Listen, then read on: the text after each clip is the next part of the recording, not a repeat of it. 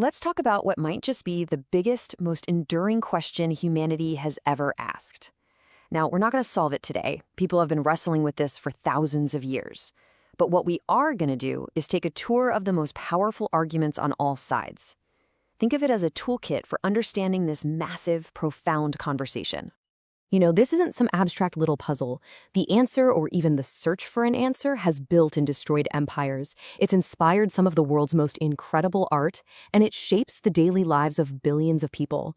It's pretty much the ultimate question about who we are and where we fit in the universe.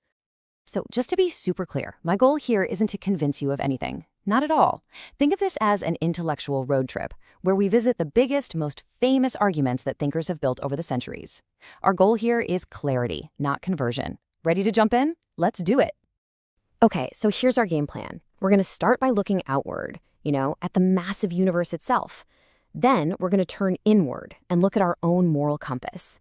After that, things get a little weird, and we'll dive into the world of pure logic. Then we'll have to face the toughest challenge to belief, the problem of pain. And to wrap it all up, we'll step back and ask a really important question about the rules of this whole debate. All right, so this first set of arguments starts with something so obvious we barely even think about it. The universe is here. Stuff exists. But the big question is, why? And that simple question right there launches us straight into one of the oldest and most famous arguments for God. This is the cosmological argument, and the version you're seeing was really popularized by the philosopher William Lane Craig. The logic is pretty straightforward. Step 1, whatever begins to exist has a cause. I mean, that makes sense, right? Your phone had a cause, the tree outside your window had a cause. Step 2, the universe began to exist. Modern science, especially the Big Bang Theory, points to this. So, step 3, therefore the universe itself must have a cause. And this cause would have to be something timeless, spaceless, and unbelievably powerful.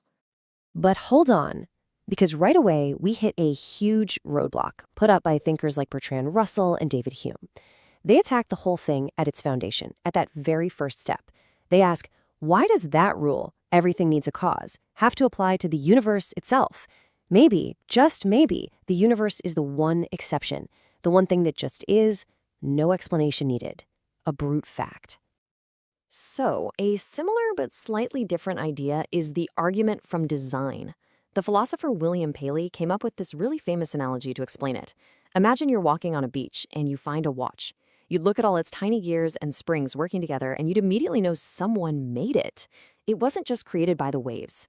So the argument goes, now look at the universe. Look at the insane complexity of a DNA molecule or the fine-tuning of the laws of physics. Doesn't that also scream designer? Now, for a lot of people, the biggest challenge to that watchmaker idea came from Charles Darwin. His theory of evolution by natural selection was a total game changer. It offered this incredible alternative, a purely natural process that could create the illusion of design without any designer needed. It suggested that all this complexity doesn't come from the top down, but instead bubbles up from the bottom, just through the simple, powerful logic of survival. Okay, so those first arguments looked out at the universe. This next line of thinking shifts the focus from planets and animals to something much more personal, our own sense of right and wrong, our conscience. This one's called the moral argument, and it makes a really bold claim. It says that for something like, say, torturing a child to be objectively wrong, and by that I mean wrong for everyone, everywhere, not just our opinion, then there has to be some kind of ultimate transcendent standard of good to measure it against. And the argument concludes that standard can only be God. Without God, morality is basically just a matter of opinion. But this idea runs into a super famous philosophical puzzle that goes all the way back to Plato. It's called the Euthyphro dilemma, and it's a real brain twister. It asks this: is something good just because God says it is? If so, couldn't God just decide that cruelty is good tomorrow? That makes morality seem kind of random. But what about the other option? Does God command something because it's already good? Well, if that's the case, then it sounds like goodness is a standard that exists outside of God, which totally undermines the original argument. It's a real catch-22. All right, get ready, because we're heading into the most abstract, most mind-bending argument of the bunch. This one doesn't need any evidence from the outside world, no stars, no morality. It tries to prove that God exists using nothing but pure logic. Yeah, you heard that right. This is the ontological argument, first thought up by a guy named St. Anselm, and it's totally unique because it starts with just a definition. As you can see, we start by defining God as a being than which nothing greater can be conceived. In other words, the absolute greatest, most perfect being you could possibly imagine. So get that idea in your head. Now answer this question. Which is greater, a being that only exists in your mind or a being that exists in your mind and in reality?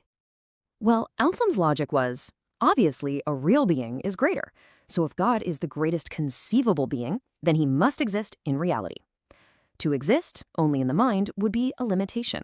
But this is where the philosopher Immanuel Kant comes in with his famous counterpunch. Kant argued that existence isn't a property that makes something better, like being all-powerful or all-knowing. Think about it. Saying a $100 bill exists doesn't add any value to it. It just tells you that it's real. Existence isn't a feature of the concept, it's just a fact about it.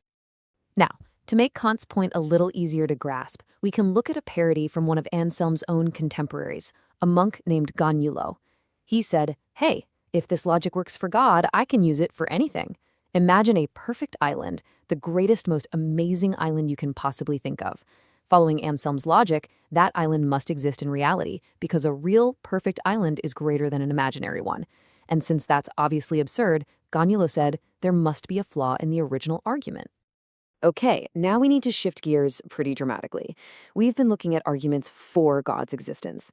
Now we're going to tackle what many people feel is the single most powerful argument against it, the simple, brutal reality of evil and suffering in the world. This is the question, the one that keeps people up at night. If God is all-powerful, he could stop horrible suffering. If he's all good, he would want to stop it.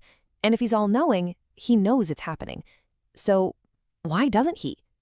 The sheer amount of seemingly pointless suffering in the world, from a child getting a terminal illness to the horrors of war, it feels like a massive contradiction to the idea of a loving, all-powerful God. Now, in response to this huge problem, theologians have come up with explanations called theodicies, basically attempts to defend God. As you can see in the table, a really common one is the free will defense. The idea is that for love and goodness to be real, we have to be genuinely free, and that freedom means we have to have the ability to choose evil. The biggest critique of that, though, is that it doesn't really explain natural disasters, like earthquakes or tsunamis. Another idea is the soul-making defense, which suggests that suffering is what helps us grow and build character.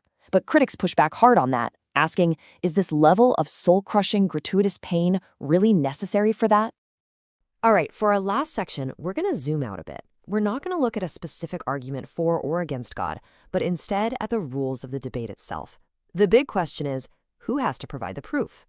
Bertrand Russell famously argued that the burden of proof always falls on the person making the positive claim.